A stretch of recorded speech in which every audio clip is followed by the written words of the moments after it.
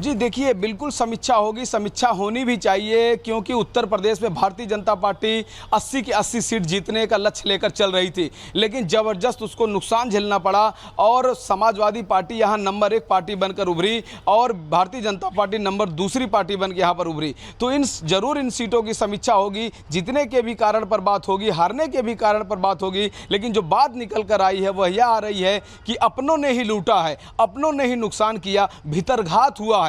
इन तमाम चीज़ों पर बंद लिफाफे में रिपोर्ट जाएगी, एक एक कारणों का जिक्र होगा, एक एक व्यक्तियों की भूमिका भी। जैसे कि अगर हम उदाहरण दें, पश्चिम में देखा गया कि संजीव बालियान जिस सीट से लड़ रहे थे वहां पर संगीत सोम ने बगावत किया और उसका नतीजा यह रहा कि समाजवादी पार्टी यानी कि जो एनडीए गठबंधन है वह वहां से जीतती है। आप ये जानकारी इस वक्त दे रहे हैं, आप ये बता भी रहे हैं कि वहां पर जो इस वक्त मंथन चल रहा है उसमें तमाम चीजों को टटोला भी जा रहा है, लेकिन अहम सवाल तो यही है कि 400 पार का नारा देने वाली बीजेपी बहुमत भी नहीं ला पाई है, जिसके बाद इस वक्त बीजेपी जो उत्तर प्रदेश में एक तरह से कहे बड़ा लॉस हुआ है उस पर बातचीत कर रही है, उस पर ये जानने की कोशिशें कर रही है कि आखिर क्या वजह रही कि जमीनी हकीकत अलग रही और उस तरीके के परिणाम नहीं आ पाए। लेकिन इस बीच आपको बताते हैं जो संघ के नेता है वो अहंकार से इसे जोड़ करके देख रहे हैं और अब इस पूरे मामले को लेकर जो अलग अलग प्रतिक्रियाएं आ रही है वो किस तरफ इशारा करती है, रिपोर्ट में दिखाते हैं।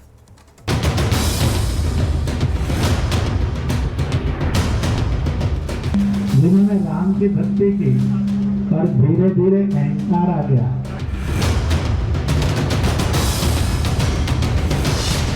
बीजेपी नेताओं को संघ ने फिर दिखाया आईना।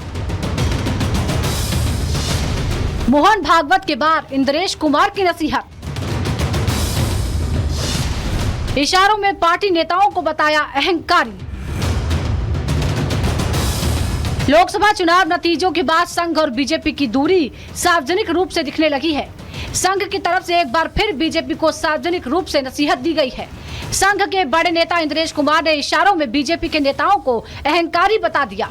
इंद्रेश कुमार ने कहा कि जिन लोगों ने राम की भक्ति की लेकिन उनमें अहंकार आ गया था।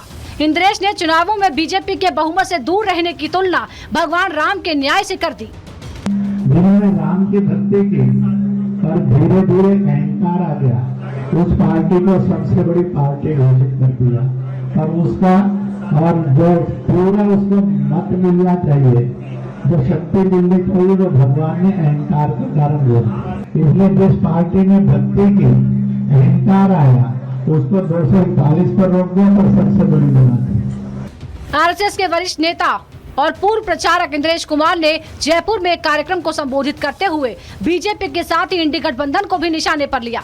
इंद्रेश ने कहा, जिन लोगों ने राम का विरोध किया भगवान ने उनके साथ भी न्याय किया। सभी राम विरोधी दल मिलकर लड़े, फिर भी सब मिलकर एक नंबर पर नहीं आ सके। प्रभु राम ने उन्हें भी नंबर 2 बना दिया।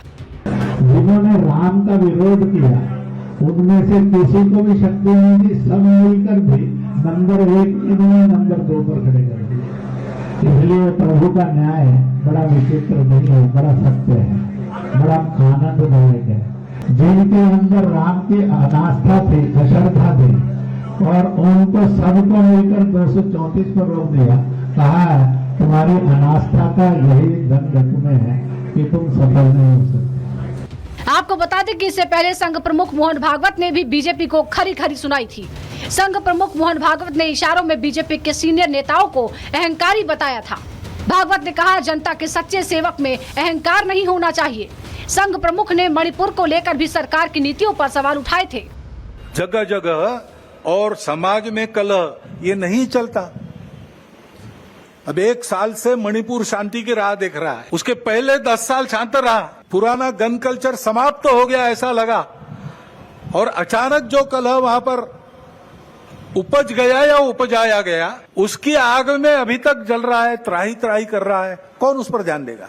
प्राथमिकता देके उसका विचार करना ये कर्तव्य है। लोकसभा चुनाव में तमाम दावों के बाद भी जनता ने बीजेपी को बहुमत से दूर कर दिया। तमाम एग्जिट पोल्स को गलत साबित करते हुए बीजेपी 240 सीटों पर ही अटक गई। अब परिणामों के बाद बीजेपी के मातृ संगठन राष्ट्रीय स्वयंसेवक संघ ने पार्टी नेताओं की कार्यशैली पर सवाल खड़े कर दिए हैं। Bureau report, Republic Bharat.